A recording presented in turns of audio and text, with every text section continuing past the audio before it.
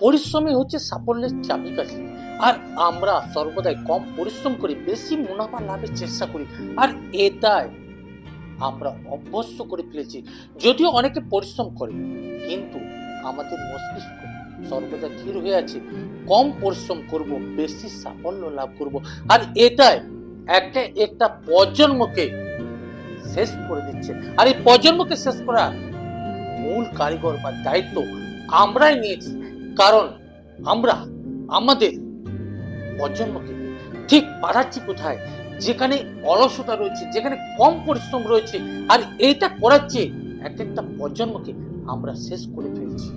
আমরা মনের দিক থেকে অনেক সময় স্থির করে নিই যে এটা আমি পারবো না, আর এটাই হচ্ছে আমাদের অসাফল্যতার মূল কারিগর। আবার আমিও পরিশ্রম করি না, আবার আমার যে প্রজন্ম তাকেও পরিশ্রম করতে যাতে না হয়, ঠিক সেই রূপে আমরা শিক্ষা দিয়ে থাকি। আমরা আজ পর্যন্ত যে সফলতা ব্যক্তিদের দেখি, তাদের দেখতে পাই তারা অক্লান্ত পরিশ্রম করেছে, আর এই অক্লান্ত পরিশ্রমে তাদের সাফল্যতা এনে দিচ্ছে।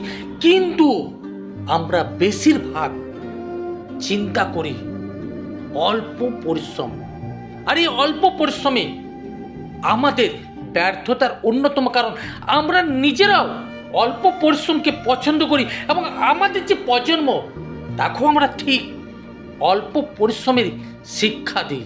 আমরা কোথাও কাজ করার আগে আমরা চিন্তা করি আমাদের পরিশ্রমের কথা, সেখানে কতটা আমার পরিশ্রম হতে পারে, এবং আবার কোন জায়গায় আমাকে কম পরিশ্রম করতে হবে সেটাই আমরা চুজ করি। আমরা বেশি পরিশ্রমের কথা কখনো চিন্তা করি না, আর এইটাই আমাদের প্রজন্মকে শেষ করছে। কারণ আমরা এমনভাবে কনসেপ্ট তৈরি করেছি, আমাদের চিন্তা ভাবনা সর্বদা যেখানে পরিশ্রম হয় না সেই জায়গায়। আমরা কখনোই চিন্তা করি না যেখানে পরিশ্রম হয় সেখানে কিছু মেহনত করা যাক। আমরা সর্বদা চিন্তা করছি কোন জায়গাতে পরিশ্রম কম হচ্ছে, এবং ওই জায়গাতে আমি আমার কাজ করব। আর এইটাই আপনাকে অলসতা জন্ম দিচ্ছে, আর এটাই আপনাকে আপনার প্রজন্মকে পরিশ্রম থেকে বিমুখ করে দিচ্ছে, এবং আপনি নিটফল রেজাল্ট হিসাবে 0 পাচ্ছেন। এই যে একটা পরিশ্রমকে ভয় পাওয়া, আর এইটা করতে যে আমরা আমাদের যে প্রজন্ম তাকেও ঠিক এইভাবে ধ্বংস করে দিচ্ছি।